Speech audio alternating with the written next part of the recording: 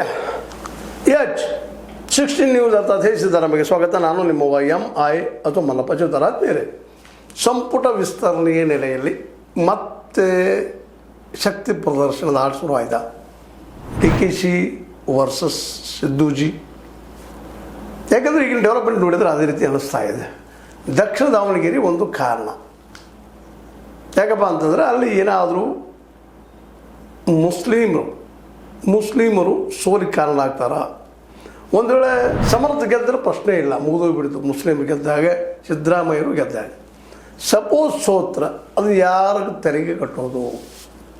ಜಮೀರ್ ತೆರೆಗ ಇಲ್ಲ ಈ ಲಿಂಗಾಯತ್ ಲಾಬಿಗೆ ಅನುಕೂಲ ಮಾಡಿಕೊಟ್ಟಂತಹ DKC ಅವ್ರ ತೆರೆಗ? ಯಾಕಂತಂದ್ರೆ ಅಲ್ಲಿ ಟಿಕೆಟ್ ಹಂಚೋ ಮುಂದೆ ಮಿಸ್ಟೇಕ್ ಆಗ್ಯದ ಅಂತೂ ಅಡ್ಡಿ ಇಲ್ಲ. ಯಾಕಂದರೆ ಬಹಳ ದಿನಗಳಿಂದ ಅವ್ರ ಬೇಡಿಕೆ ಮುಸ್ಲಿಮರದು, ಅಲ್ಲಿ ನಮ್ಗೆ ಕೊಡ್ರಿ, ನಾವು ಬಹುಸಂಖ್ಯಾತರಿದ್ದೀವಿ, ಎರಡೂ ನೀವು ತೊಗೊಳ್ಬೇಡ್ರಿ, ದಾವಣಗೆರೆ ಉತ್ತರ ದಾವಣಗೆರೆ ದಕ್ಷಿಣ ಒಂದು ಮನೆಯವ್ರು ಬೇಡ, ನಮಗೆ ಕೊಡ್ರಿ.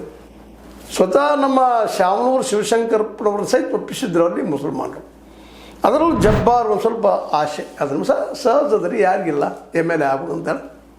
ಹೀಗಾಗಿ ಈ ಸಲ ಒಂದು ಸ್ವಲ್ಪ ಮುಸ್ಲಿಂ ಲಾಬಿ ಅನ್ನೋದು ಹೀಗಾಗಿ ಏನೋ ಮರಣ ಯಾರ ಕೈಯಲ್ಲಿಲ್ಲ, ಮರಣ ಆಯಿತು. ಈ ಸಲ ಅಟ್ಲೀಸ್ಟ್ ಒಂದು 2 ವರ್ಷ ನಾವು MLA ಆಗ್ತೀವಿ ಅನ್ನೋದು ಬೇಡಿಕೆ. ನಂತರದಲ್ಲಿ ಏನಾಗ್ತದೆ ಅಂತೇಳಿ. ಆದರೆ ಯಾಕೋ ಏನೋ SS ಮಲ್ಲಿಕಾರ್ಜುನ ಅವ್ರಿಗೆ ತಮ್ಮ ಮಗನಲ್ಲಿ ಆಗಬೇಕು ಅನ್ನೋ ಹಠ. ಅದಕ್ಕಾಗಿ ಏನೇನೆಲ್ಲ ಸಂದರ್ಭ ಮಾಡಿದರು. ಟಿಕೆಟ್ ಸಗದೇನೆ ಮೊದಲೇ ಅಪ್ಲೈ ಮಾಡಿಸ್ಲಿಕ್ಕೆ ಹೆಚ್ಚಿದ್ರು. ಸ್ವತಂತ್ರವಾದ ಮೀಡಿಯಾಗೆ ಬೇಕಾಗಿರುವುದು ಸ್ವತಂತ್ರ ಧ್ವನಿ. ಆ ಸ್ವತಂತ್ರ ಧ್ವನಿ ಉಳಿಸಲು ನೀವು ಮಾಡಬೇಕಾದದ್ದು ಇಷ್ಟೇ. ಅದೇನಪ್ಪಾ ಅಂತಂತಂದ್ರೆ ನಿಮ್ಮ ಕೈಲಾದಷ್ಟು ಸಹಾಯ ಈ ಚಾನಲ್ಗೆ ಮಾಡಿ ಹಾಗೂ ನಿಮ್ಮ ಧ್ವನಿಯನ್ನು ಕಾಪಾಡಿಕೊಳ್ಳಿ. ಆದರೆ ಹೇಗೋ ಮಾಡಿ ತೊಗೊಂಡು ಬಂದರು. ಲಿಂಗಾಯತ್ ಲಾಬಿ ಮಾಡಿದರು. ನಮ್ಮ ಶರಣ ಪ್ರಕಾಶ್ ಅವರಾಗಿರ್ಬೋದು, ಖಂಡ್ರೆ ಅವರಾಗಿರ್ಬೋದು, ಇಲ್ಲ ಸತ್ತವ್ರ ಯಾರು ಸಾಯ್ತಾರ ಮಕ್ಕಳನ್ನ ಕೊಡ್ತಾ ಬಂದಿದ್ದೀವಿ, ನಮ್ಮಲ್ಲಿ ಸಂಪ್ರದಾಯ ಅಂತ ಹೇಳಿದರು.